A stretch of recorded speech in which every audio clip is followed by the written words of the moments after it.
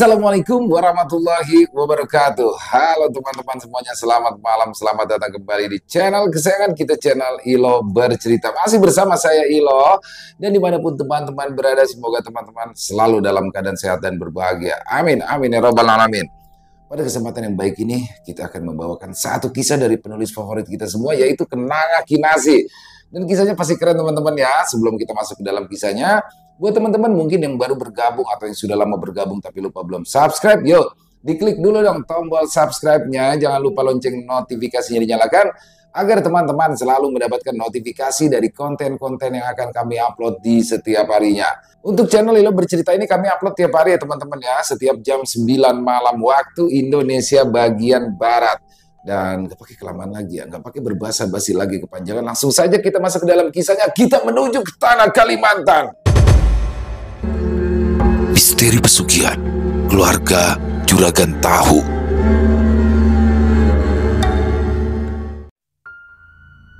Pernikahan Ria dan Arifin berlangsung di sebuah kampung kecil tempat keduanya tinggal dan saling mengenal sejak kecil. Matahari bersinar cerah di atas kampung yang masih memiliki banyak pohon itu. Suara burung berkicau di pepohonan, angin sepoi-sepoi mengalir lembut membawa aroma khas tanah basah setelah hujan semalam. Di rumah Ria, kesibukan sudah terasa sejak beberapa hari lalu. Para anggota keluarga sibuk mempersiapkan segalanya untuk acara sakral ini. Ria duduk di depan cermin, jantungnya berdegup kencang.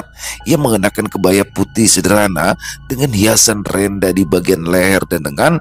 Rambutnya disanggul rapi, dihiasi melati yang disematkan oleh ibunya. Wajah Ria tampak tenang, sementara kerabatnya memuji kecantikan Ria. Di ruang tamu, ayah Ria tampak berbicara dengan penghulu yang datang lebih awal, memastikan segala sesuatunya berjalan lancar. Di rumah Arifin yang terletak beberapa blok dari rumah Ria, suasana juga tak kalah sibuk.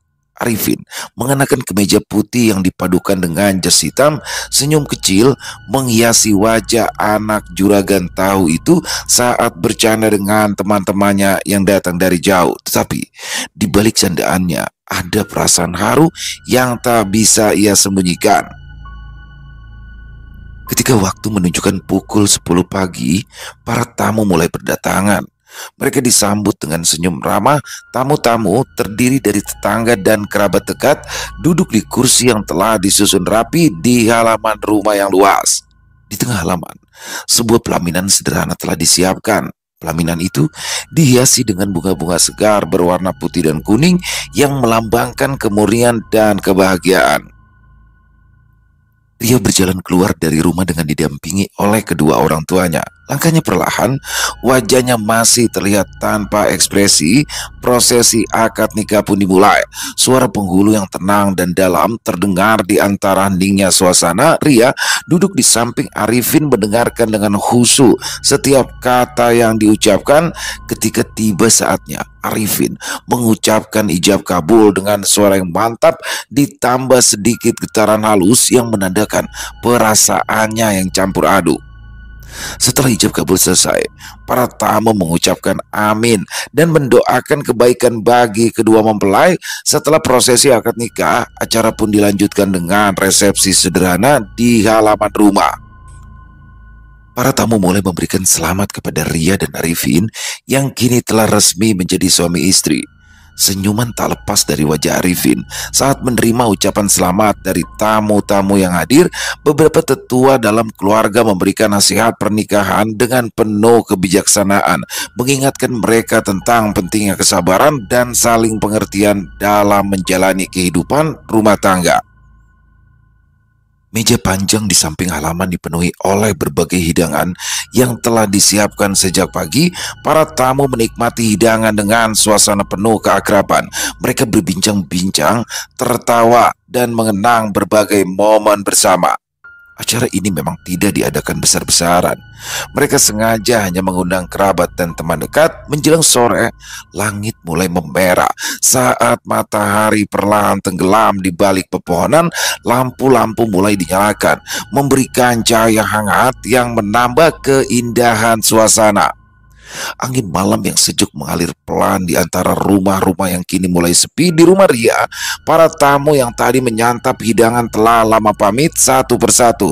Hanya beberapa teman dekat Arifin yang masih tinggal tampak berkumpul di beranda, bercanda, dan menggoda pasangan pengantin baru. "Jangan lupa, Rif, pintunya dikunci rapat." Salah satu temannya berseloroh disambut tawa kecil yang lain.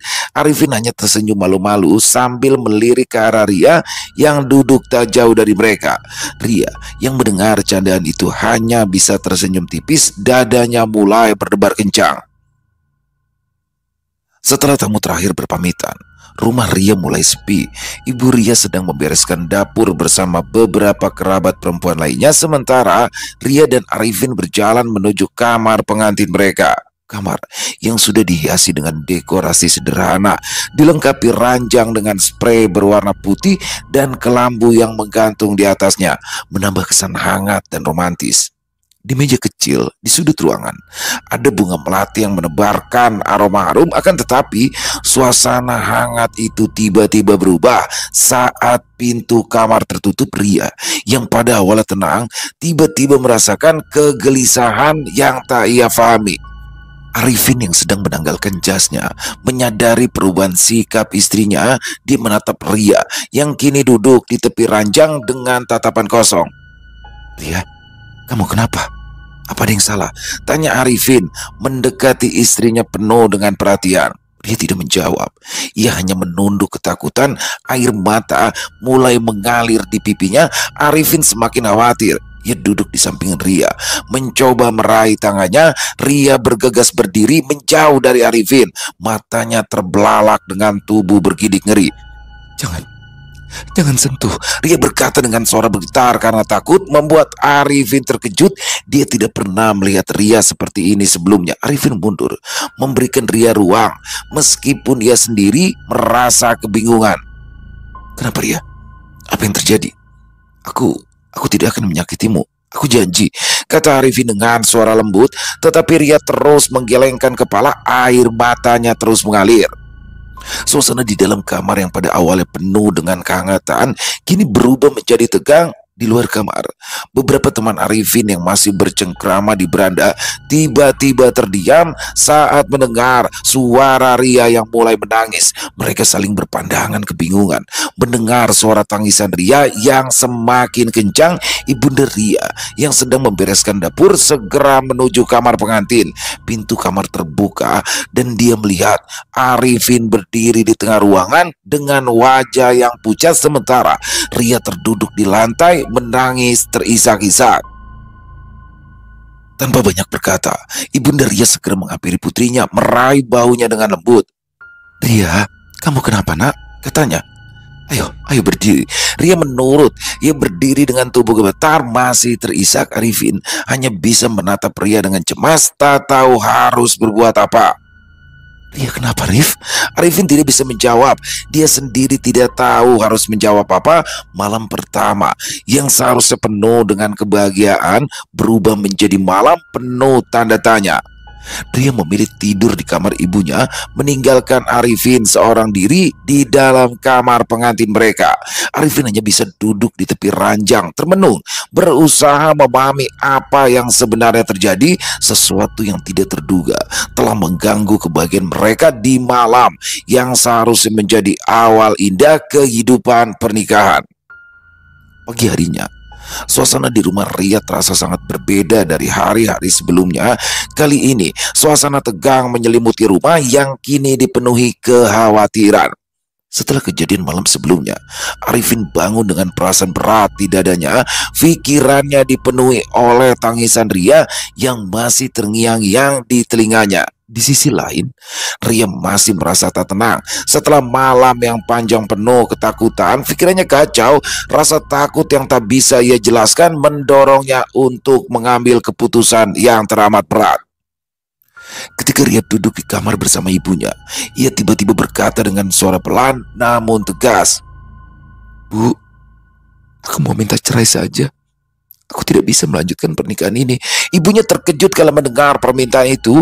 Ia menatap Ria dengan mata lebar, mencoba mencari tanda-tanda bahwa putrinya hanya bercanda atau sedang dalam keadaan tidak sadar. Tetapi yang ia lihat hanyalah kesungguhan dan ketakutan yang teramat dalam di mata Ria.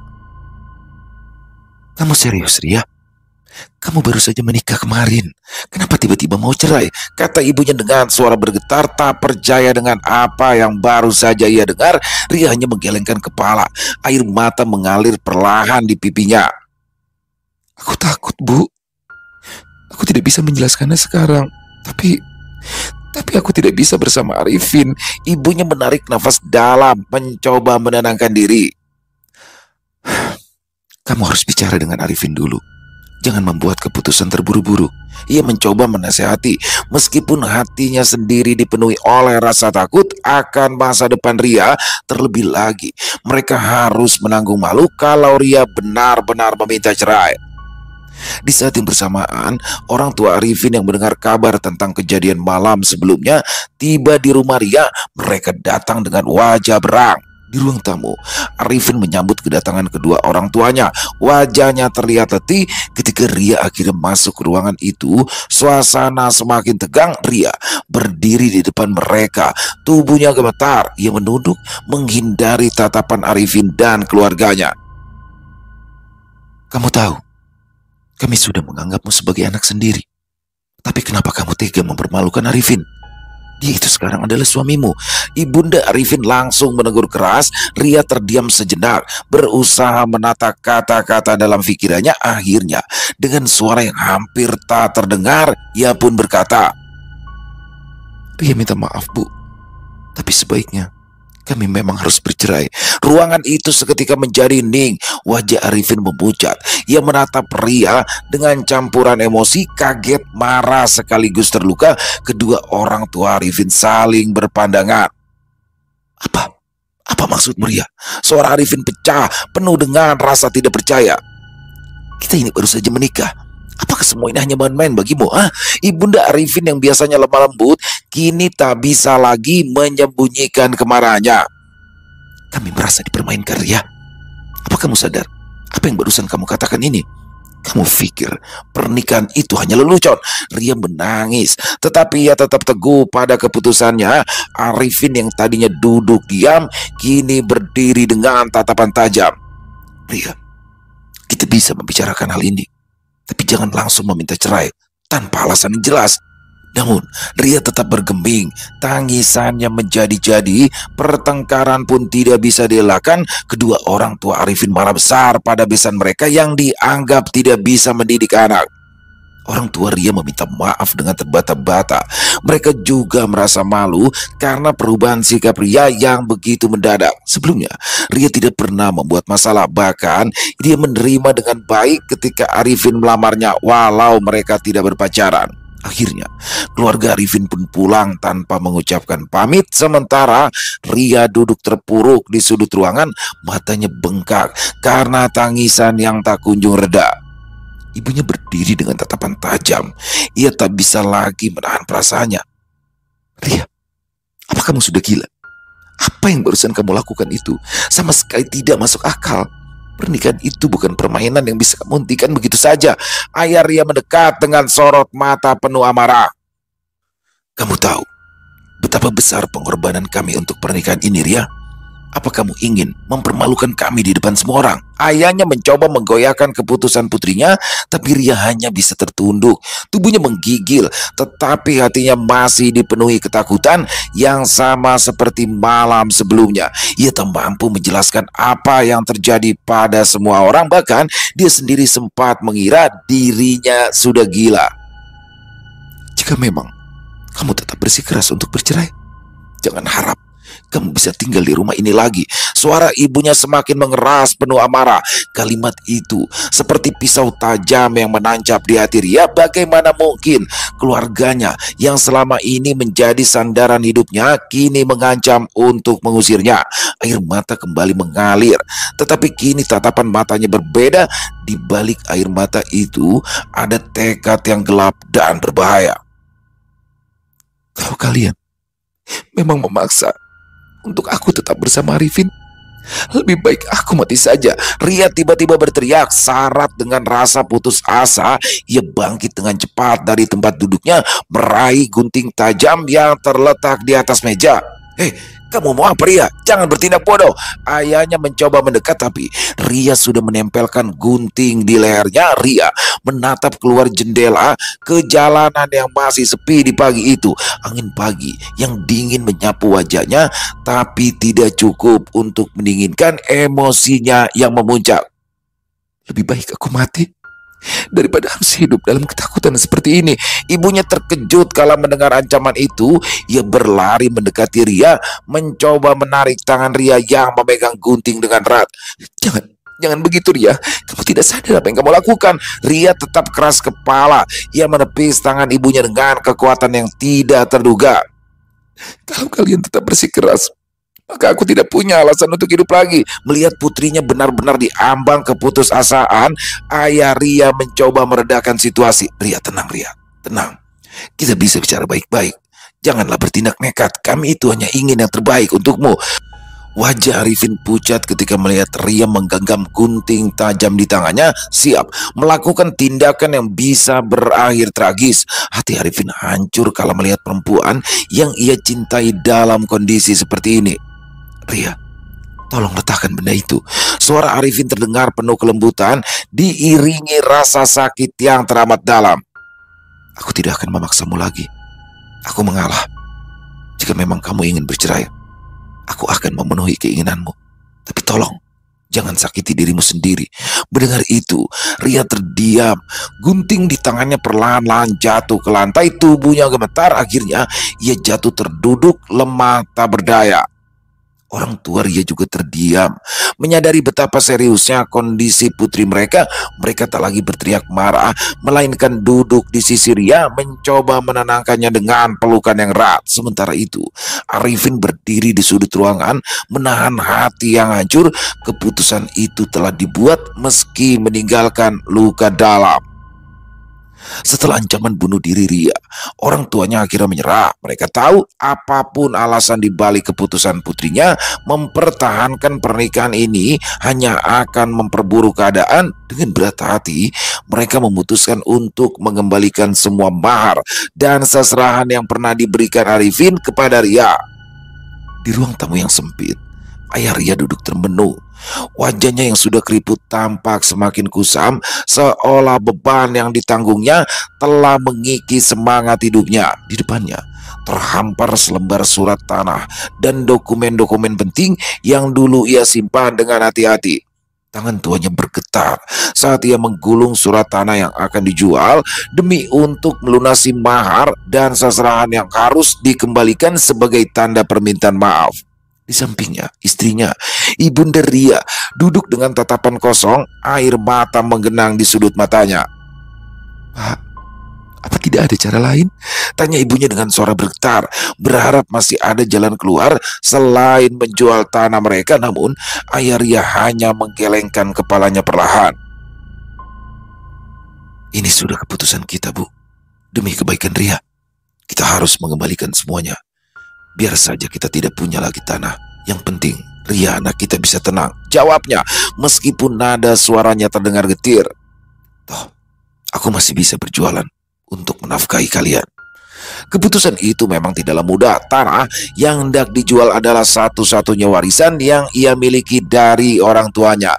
Tetapi bagi ayah Ria, kedamaian anaknya jauh lebih penting daripada harta benda. Dia berdiri dengan berat hati, mengambil surat yang telah digulungnya, lalu melangkah keluar rumah dengan langkah gontai. Setiap langkah terasa berat, seolah-olah ada beban besar yang menekan di pundaknya.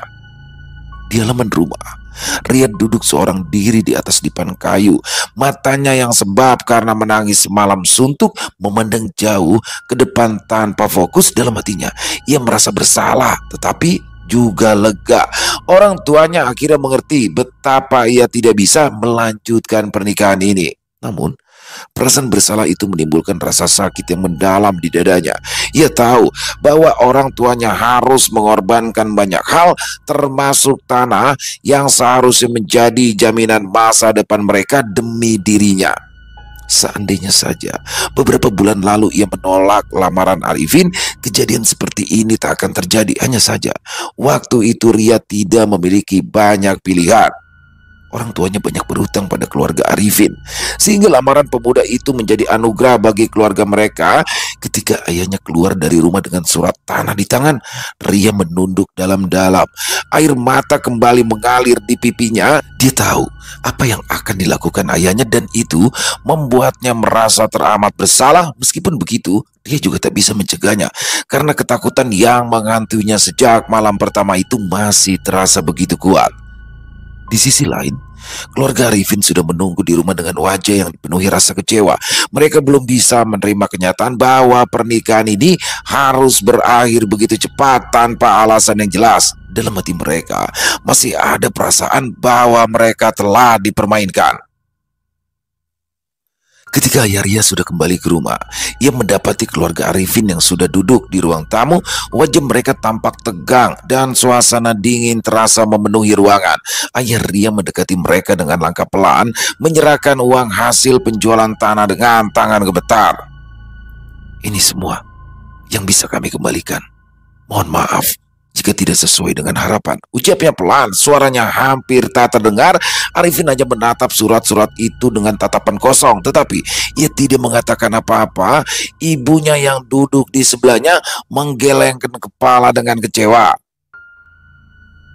"Kami tidak menginginkan uang ini. Kami hanya ingin tahu kenapa semua ini harus terjadi, Pak," ujar dengan nada getir. "Kita ini masih tetangga. Jangan sampai hubungan kita menjadi rusak karena keputusan Ria." Ayah Ria hanya bisa menunduk, tidak mampu memberikan jawaban. Ia tahu bahwa apapun yang ia katakan tidak akan bisa mengubah keadaan. Dalam keheningan yang mencekam itu, Ria akhirnya masuk ke dalam, berdiri di ambang pintu dengan wajah pucat. Ia tidak berkata apa-apa, hanya menatap Arifin dan keluarganya dengan tatapan penuh kesedihan. "Maafkan saya," bisik Ria. Suaranya hampir tak terdengar. Itu adalah kata-kata yang akhirnya mengakhiri pertemuan mereka. Tanpa menunggu jawaban, ia masuk ke dalam kamar, meninggalkan keluarga Arifin yang sore itu di bawah langit yang mulai memerah. Keputusan yang diambil telah mengubah segalanya. Tanah warisan telah dijual, mahar yang dikembalikan, perpisahan pun terjadi. Semua meninggalkan luka yang dalam di hati setiap orang yang terlibat. 4 tahun telah berlalu sejak Ria memutuskan untuk meninggalkan kampung halamannya di Kalimantan Selatan dan bekerja sebagai tenaga kerja wanita atau TKW di Arab Saudi. Keputusan itu ia ambil dalam upaya mengobati rasa malu. Dia juga berusaha menjauhi hinaan yang terimanya dari tetangga-tetangganya karena bercerai dengan anak orang paling kaya di tempat mereka. Ria berharap dengan meninggalkan kampung dan bekerja keras, dia bisa melupakan masa lalunya yang kelam, tetapi juga mengumpulkan cukup uang untuk memulai kehidupan baru. Di Arab Saudi, kehidupan Ria tidaklah mudah. Pekerjaannya sebagai asisten rumah tangga menuntutnya bekerja dari pagi hingga malam dengan sedikit waktu untuk beristirahat. Ria tidak pernah mengeluh. Baginya, setiap keringat yang ia keluarkan adalah bagian dari penebusan atas rasa malunya.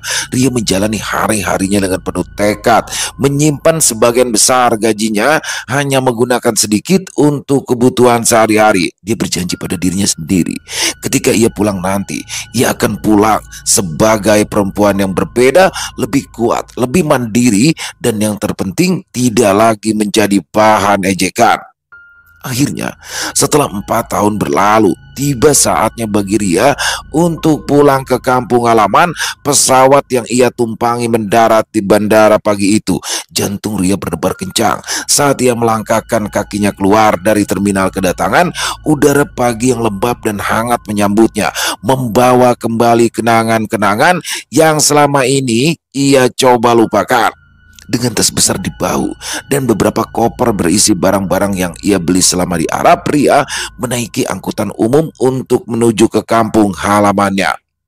Sepanjang perjalanan, hatinya campur aduk antara cemas dan bahagia. Ia tidak tahu apa yang menantinya di kampung. Apakah warga masih akan memandangnya rendah, atau apakah waktu telah merubah pandangan mereka? Apapun yang terjadi, Ria merasa bahwa dirinya sudah siap.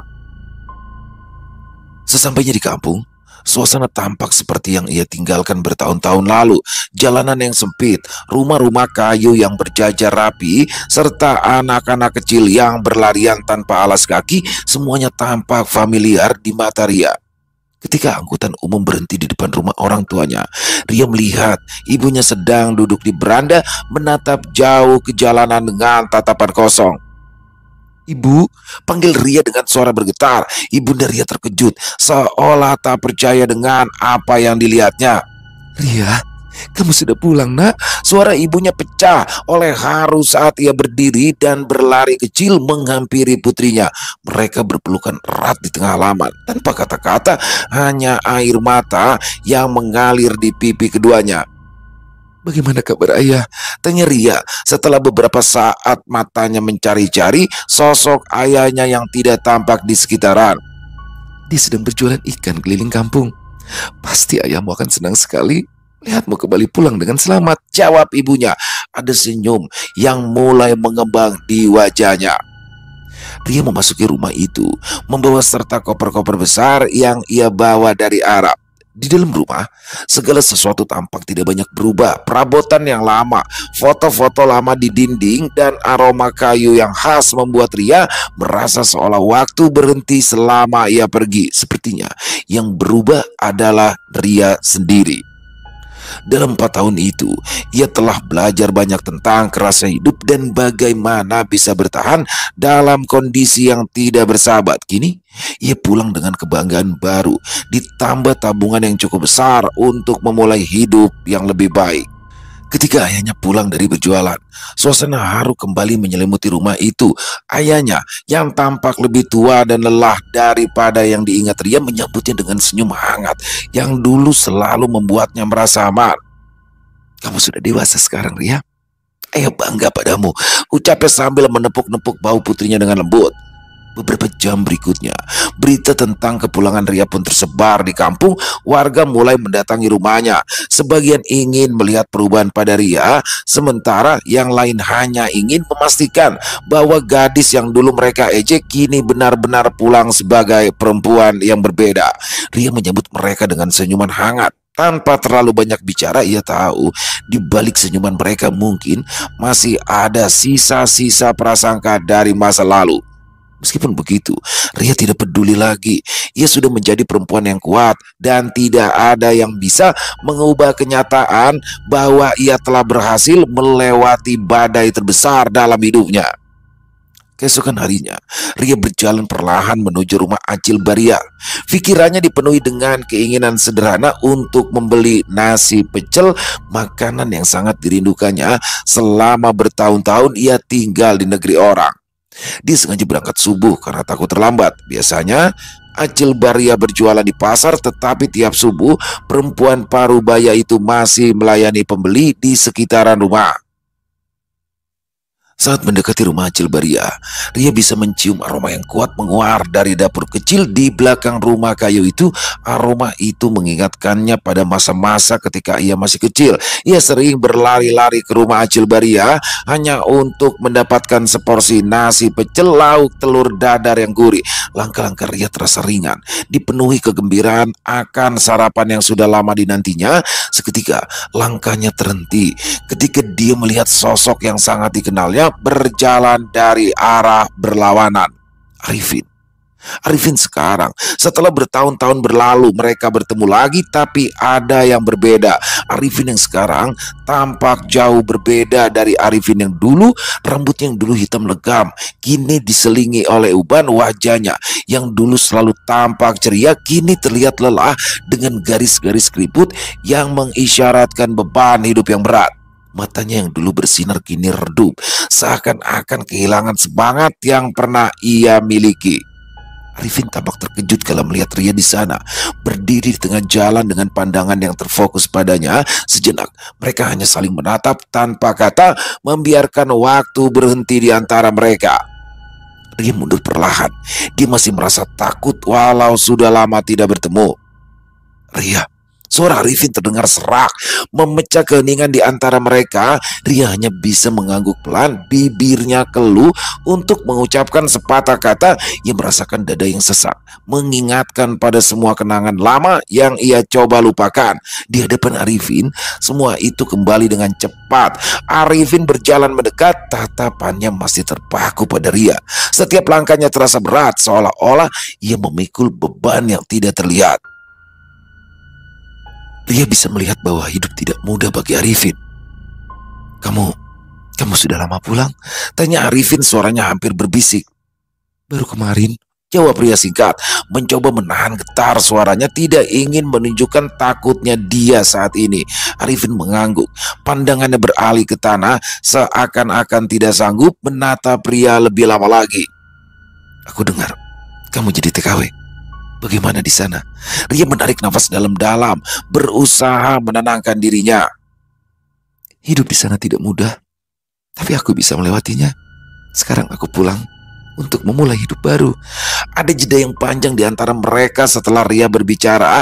Keduanya tenggelam dalam pikiran masing-masing, merenungi hidup yang telah mereka jalani selama bertahun-tahun berpisah. Ria dapat melihat bahwa Arifin ingin mengatakan sesuatu, tapi sepertinya ada sesuatu yang menahannya.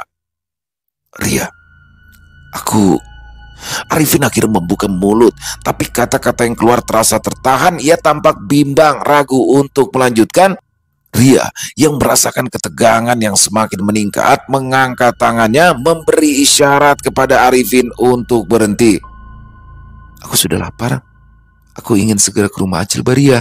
Arifin terdiam, menerima kenyataan bahwa mungkin tidak ada lagi yang bisa diucapkan. Ada rasa sesal yang terpancar dari matanya, tapi ia tahu bahwa kata-kata tidak akan bisa mengubah apapun. Ria memberanikan hatinya, melangkah melewati Arifin tanpa menoleh. Pagi itu, setelah pertemuan yang tidak terduga dengan Arifin, Ria kembali ke rumah dengan perasaan campur aduk. Setibanya di rumah, ia mendapati ibunya sedang duduk di ruang tamu, sibuk menjahit baju sambil menonton televisi yang suaranya terdengar sayup-sayup. Ibu, panggil Ria pelan. Ia duduk di sebelah ibunya. Wanita tua itu menoleh dengan senyuman lembut, matanya penuh kasih sayang. Kenapa, nak? Kamu tampak tidak enak badan, kata sang ibu menghentikan kegiatan sejenak. Ria menggeleng pelan, menahan napas sebelum akhirnya ia berkata, tadi Ria bertemu Arifin di jalan. Dia tampak begitu berbeda, Bu. Wajahnya sudah banyak berubah. Ibunya menatap Ria terkejut. Dia belum sempat bertanya, tetapi Ria sudah buru-buru melanjutkan. Dia sakit ya, Bu? Arifin. Ria mengangguk pelan, meskipun sedikit bingung kalau melihat reaksi ibunya yang tampak tegang. Iya, Arifin. Seketika wajah ibunya berubah menjadi pucat. Dia mendadak berdiri, memegang tangan Ria dengan erat. Kamu benar-benar melihat Arifin? Suaranya hampir berbisik penuh dengan kekhawatiran. Ria semakin bingung, tapi tetap mengangguk. Iya, Bu. Memangnya kenapa? Ada yang salah? Nafas ibunya terdengar berat, seakan ada beban besar yang mengimpit dada. Ia memandangi Ria dengan mata yang kini dipenuhi kecemasan. Nak, Arifin sudah meninggal. Baru seminggu lalu sebelum kamu pulang dari Arab. Bagaimana mungkin kamu bisa bertemu dengannya? Kata-kata itu menghantam Ria seolah seperti petir di siang bolong. Tubuhnya seketika terasa dingin, wajahnya pucat. Maksud ibu apa? Arifin sudah meninggal, tapi tadi aku benar-benar bertemu dengannya. Dia terlihat sangat jelas. Ibunya menggeleng pelan, mencoba menenangkan diri meski suaranya terdengar gemetar. Nah, kami tidak memberitahumu karena kami tahu kamu sudah melalui banyak hal. Kami tidak ingin menambah bebanmu. Tapi Arifin, dia memang sudah tiada. Dia meninggal akibat kecelakaan saat bekerja di luar kota. Ria terdiam, rasa dingin menjalar ke seluruh tubuhnya. Ia berusaha mencerna kata-kata ibunya, tapi ingatan tentang pertemuannya dengan Arifin terasa begitu nyata. Tapi Bu, dia Dia berbicara padaku. Dia benar-benar ada di depan mataku. Aku tidak sedang berhayal, Bu. Ibunya menarik nafas dalam. Matanya dipenuhi keprihatinan. Mungkin yang kamu lihat itu bukanlah Arifin yang sebenarnya. Terkadang roh orang yang belum tenang itu bisa menampakkan diri karena ingin menyampaikan pesan padamu. Ria gemetar. Kalau begitu, yang aku temui tadi itu adalah hantu Arifin? Tanya Ria dengan suara pelan hampir tak terdengar. Ibunya memeluk Ria dengan penuh kasih sayang, berusaha menenangkan putrinya yang kini diliputi kebingungan dan ketakutan. Kamu doakan dia ya, Nak. Bagaimanapun juga kita bersalah padanya. Sejak kalian berpisah, dia tidak pernah lagi terlihat dekat dengan perempuan lain. Ibunda Ria mengusap rambut anaknya. Ada yang bilang dia patah hati. Ria terisak dalam pelukan ibunya. Sesaat ada perasaan bersalah karena sudah menyakiti hati Arifin. Waktu berjalan dengan lambat. Rumahnya yang sederhana itu sepi ketika malam datang. Hanya ada suara jangkrik dan sesekali hembusan angin yang membuat suasana malam menjadi terasa menyenangkan. Tetapi ketenangan malam itu tiba-tiba pecah dengan suara keras di luar rumah. Ria terbangun dengan jantung berdebar-debar, terkejut oleh suara berderak yang datang dari halaman depan yang mendekati jendela kamar. Hati berdebar penuh oleh rasa penasaran. Ketika ia membuka tirai jendela, apa yang dilihatnya membuat darahnya membeku di luar. Di bawah sinar bulan purnama yang menyinari halaman rumahnya, tampak sosok yang sangat dikenalnya, Arifin, mantan suaminya, berdiri di depan rumah dengan penampilan yang mengerikan. Wajahnya terlihat berkerut mirip dengan monyet. Kulitnya nampak kasar, ditumbuhi bulu lebat, sementara gerak-geriknya juga seperti monyet. Arifin terus melompat-lompat dengan lincah, membuat suara-suara aneh yang menggema di malam yang sunyi. Ria terpaku ketakutan, tidak bisa bergerak karena terkejut sekaligus takut. Sosok Arifin yang aneh itu terus bergerak seperti orang gila, menabrak-nabrakan tubuhnya ke dinding rumah dan memukul-mukul jendela. Karena ketakutan, Ria berteriak nyaring. Suara teriakannya menarik perhatian tetangga yang tinggal tidak jauh dari rumahnya. Mereka berlari menuju rumah Ria, terkejut mendengar keributan yang terjadi. Ibu dan ayah Ria muncul dari dalam rumah. Wajah mereka dipenuhi kecemasan. Mereka berlari ke kamar Ria walau terhuyung-huyung. Saat para tetangga sudah berkumpul di luar rumah, sosok Arifin yang mengerikan itu tiba-tiba saja menghilang lenyap dalam kegelapan malam, seolah seperti tidak pernah ada. Suasana berubah menjadi ricuh dengan semua orang berlari ke sana kemari mencari tahu apa yang sebenarnya terjadi. Mereka semua melihat dengan jelas sosok menyerupai monyet raksasa dengan wajah mirip Arifin. Ria masih berdiri di jendelanya bergetar ketakutan sementara ibunya mendekati dengan cemas. Ria, tanya ibunya. Suaranya penuh dengan kepanikan. Ria gemetar menceritakan apa yang barusan dilihatnya. Bagaimana sosok Arifin muncul dengan wajah dan tingkah laku seperti monyet. Malam itu tetangganya gempar. Beberapa orang yang sudah lama memiliki kecurigaan terhadap keluarga Ria mulai membicarakan hal tersebut. Mereka menyebutkan mungkin Arifin adalah korban dari pesugihan siluman monyet yang dilakukan oleh ayahnya sendiri. Konon ayah Arifin pernah kelepasan berbicara.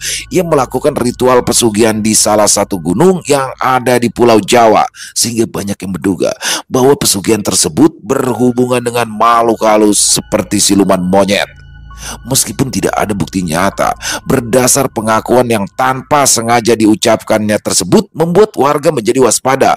Mereka sudah curiga atas kekayaan yang tiba-tiba saja muncul pada keluarga Arifin beberapa tahun yang lalu. Kejadian malam ini semakin memperkuat dugaan mereka. Kegelisahan dan ketegangan di rumah Ria meningkat. Seiring dengan percakapan warga, ibunya mencoba menenangkan Ria dan meyakinkannya bahwa dia aman selama di dalam rumah. Keesokan harinya, di rumahnya yang sederhana, Ria duduk di meja makan, menyandarkan kepalanya di tangan. Dia merasakan kelelahan yang mendalam, ditambah stres yang terus meluap dari tubuhnya. Ibunya yang sudah selesai menyiapkan sarapan mendekati meja dengan penuh perhatian. Bagaimana keadaanmu? Sudah sedikit tenang kan? Tanya ibunya lembut sambil meletakkan segelas air di depan Ria. Ria mengangguk meski wajahnya masih tampak lelah dan terlihat pucat. "Iya Bu." Ria merasa sedikit lebih baik. Jawabnya sambil meminum air itu dengan penuh rasa syukur. Suara ibunya yang menenangkan dan kehadiran keluarganya sedikit membantu mengurangi ketegangan yang ada. Selama sarapan, percakapan dengan ibunya mengalir tenang, berhasil mengalihkan perhatian Ria dari peristiwa malam tadi. Ibunda Ria berbicara tentang hal-hal sehari-hari, menyemangati anaknya untuk tidak terlalu memikirkan kejadian aneh seperti tadi malam. "Ibu mau tahu kenapa malam itu Ria bersikeras ingin bercerai dengan Arifin?" Tanya Ria tiba-tiba. Ibunya terdiam. Sejak dulu dia sangat ingin mencari tahu, tetapi anaknya selalu menutup diri.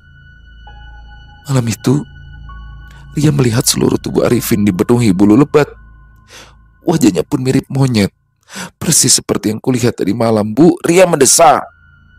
"Tapi waktu itu aku tidak mungkin berkata jujur, Bu, karena kalian akan hanya menganggapku mengada-ngada saja."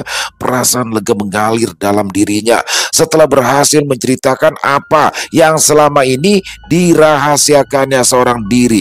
Ibunda Ria ternganga lebar. "Kalau benar apa yang dikatakan oleh para tetangga itu, tidakkah ibu berpikir bahwa mereka pun berniat menjadikan aku sebagai tumbal pesugihan mereka yang selanjutnya?" Tanya Ria sendu. "Aku tahu Arifin menyukaiku, tapi rasa suka itu bisa saja berubah. Terlebih lagi dia sangat menurut pada ibu dan bapaknya." Ibu Ria memandang dengan tatapan maskul. "Ibu lupa, keluarga Arifin itu cukup kaya. Mereka punya pabrik tahu. Sedangkan aku hanyalah anak petani miskin. Sama sekali bukan pasangan yang cocok untuk anak tunggal mereka. Kecuali ada alasan tertentu yang membuat mereka setuju menikahkan aku dengan Arifin." Ibu Ria mendesak. Dia tahu betul banyak pekerja pabrik tahu yang bekerja untuk ayah Arifin. Setiap tahunnya ada saja pekerja yang mengalami nasib buruk, entah itu sakit atau kecelakaan yang merenggut nyawa mereka. "Ibu tidak percaya dengan ucapanku?" Tanya Ria sendu. Ibundanya menggeleng. Bukan tidak percaya. Ibu itu hanya tidak mengerti kenapa mereka akhirnya menumbalkan Arifin, sedangkan hanya dia satu-satunya anak mereka. Ria tidak bisa menjawab. Hanya saja sejak kemunculan Arifin malam itu, entah kenapa nasib keluarganya berubah menjadi berantakan. Ibunya mulai sakit-sakitan, sering mengigau menyebut nama Arifin sambil meminta maaf. Dia bolak-balik masuk rumah sakit karena penyakitnya yang tidak kunjung sembuh. Sementara pabrik tahu pun terpaksa dijual demi untuk membiayai pengobatan Ibu Arifin. Sayangnya Ibu Arifin tetap tidak bisa diselamatkan. Dia meninggal dunia di rumah sakit. Sementara itu, ayahnya Arifin yang sudah kehabisan harta benda harus luntang-lantung di jalanan sebagai pemulung. Tubuhnya kurus kering karena tidak terawat. Meskipun begitu, omongannya masih tinggi. Dia tetap bertingkah seperti orang kaya, walau keadaannya sekarang sangat menyedihkan. Selesai. Wow, luar biasa. Kenanga Kinasi selalu endingnya itu ger banget ya. Jadi bagaimana dalam kisah ini seorang Ria ya, tiba-tiba saja setelah malam pertama dia langsung minta cerai tuh sama si Arifin. Dia kayak ketakutan melihat Arifin. Semua orang bingung. Orang tuanya bingung, mertuanya bingung, Arifin sendiri bingung. Jadi memang di sini adalah kesalahan dari Ria ya. Harusnya dia jujur dari awal, minimal dia jujur sama orang tuanya. Jadi paling tidak menimbulkan tanda tanya besar. It's okay kalau memang sama keluarganya Arifin dia tidak bisa jujur, tapi paling tidak kan sama orang tuanya, orang rumahnya bisa jujur dan memastikan bahwa keluarganya itu tidak akan membawa masalah ini keluar. Jadi cukup pecah di dalam saja ya, tidak pecah keluar. Itu kalau menurut saya. Tapi mungkin karena di sini faktornya mungkin ada Ria takut apabila dia ngomong orang tuanya nggak percaya dan justru malah akan menyebar luas sehingga semakin runyam semuanya. Jadi penasaran banget sih, dari pinter banget ya Kenanga Kinasi. Penasaran banget tuh kayak mau ngikutin. Sebenarnya apa sih alasan Ria tiba-tiba di malam pertama yang belum ngapa-ngapain ya tiba-tiba langsung takutan terus meminta cerai? Ternyata terjawablah di ending. Tapi jujur, ketika Ria pulang dari Arab Saudi dan sampai di kampung halamannya dia ketemu sama Arifin, itu saya benar-benar nggak nyangka tuh kalau Arifin udah nggak ada. Tapi ternyata ibunya baru ngasih tahu bahwa beberapa minggu yang lalu Arifin sudah meninggal dunia. Jadi yang dia temui itu adalah bukan sosok Arifin yang sesungguhnya. Itu luar biasa sekali tuh di situ, dan ternyata terbongkarlah bahwasanya tapi sebenarnya ini juga belum fix ya. Yang jelas di penglihatan Ria pada saat malam pertama, Arifin itu ketika masuk kamar itu berbentuk sosok besar berbulu ya, monyet besar yang berbulu.